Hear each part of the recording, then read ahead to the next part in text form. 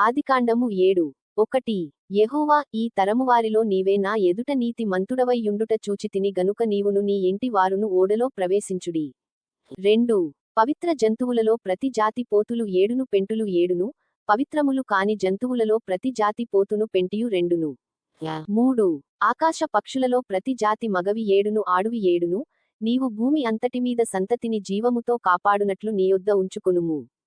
4 ఎందుకనగా ఇంకను 7 దినములకు నేను 40 పగళ్లును 40 రాత్రులును భూమి మీద వర్షము కురిపించి, నేను చేసిన సమస్త జీవరాశులను భూమిమీద ఉండకుండా తుడిచివేయుదునని నోవహుతో చెప్పెను. 5 తనకు యెహోవా ఆజ్ఞాపించిన ప్రకారము నోవహు యావత్తు చేసెను. 6 ఆ జలప్రవాహము భూమిమీదికి వచ్చినప్పుడు నోవహు 600 ఏండ్లవాడు. 7 అప్పుడు నోవహును అతనితో కూడా అతని కుమారులును అతని భార్యయు అతని కోడండ్రును ఆ ప్రవాహజలములను తప్పించుకొనుటకై ఆ ఓడలో ప్రవేశించిరి. 8 దేవుడు నోవహునకు ఆజ్ఞాపించిన ప్రకారము పవిత్ర జంతువులలోను అపవిత్ర జంతువులలోను, పక్షులలోను నేలను ప్రాకు వాటన్నిటిలోను. 9 మగది ఆడుది జతజతలుగా ఓడలోనున్న నోవహు నొద్దకు చేరెను.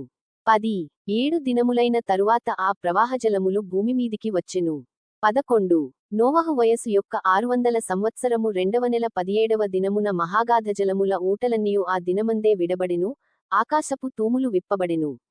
12 40 పగళ్లును 40 రాత్రులును ప్రచండ వర్షము భూమిమీద కురిసెను. 13 ఆ దినమందే నోవహు కుమారులగు షేమును హామును యాపెతును నోవహు భార్యయు వారితో కూడా అతని 3 కోడండ్రును ఆ ఓడలో ప్రవేశించిరి. 14 వీరే కాదు, ఆయా జాతుల ప్రకారము ప్రతి మృగమును, ఆయా జాతుల ప్రకారము ప్రతి పశువును, ఆయా జాతుల ప్రకారము నేలమీద ప్రాకు ప్రతి పురుగును, ఆయా జాతుల ప్రకారము ప్రతి పక్షియు, నానావిధములైన రెక్కలుగల ప్రతి పిట్టయు ప్రవేశించెను. 15 జీవాత్మగల సమస్త శరీరులలో రెండేసి ఓడలోనున్న నోవహు నొద్ద ప్రవేశించెను. 16 ప్రవేశించినవన్నీయు దేవుడు అతని కాజ్ఞాపించిన ప్రకారము సమస్త శరీరులలో మగదియు ఆడుదియు ప్రవేశించెను. అప్పుడు యెహోవా ఓడలో అతని మూసివేసెను.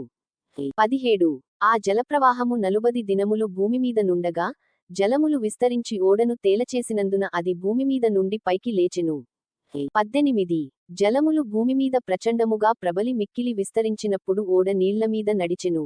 19 ఆ ప్రచండ జలములు భూమిమీద అత్యధికముగా ప్రబలినందున ఆకాశమంతటి క్రిందనున్న గొప్ప పర్వతములన్నీయు మునిగిపోయెను. 20 15 మూరల ఎత్తున నీళ్లు ప్రచండముగా ప్రబలెను గనుక పర్వతములును మునిగిపోయెను.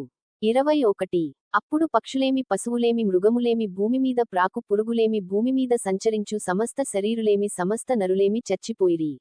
22 పొడి నేలమీదనున్న వాటన్నిటిలోను నాసికారంధ్రములలో జీవాత్మ సంబంధమైన ఊపిరిగలవన్నీయు చనిపోయెను.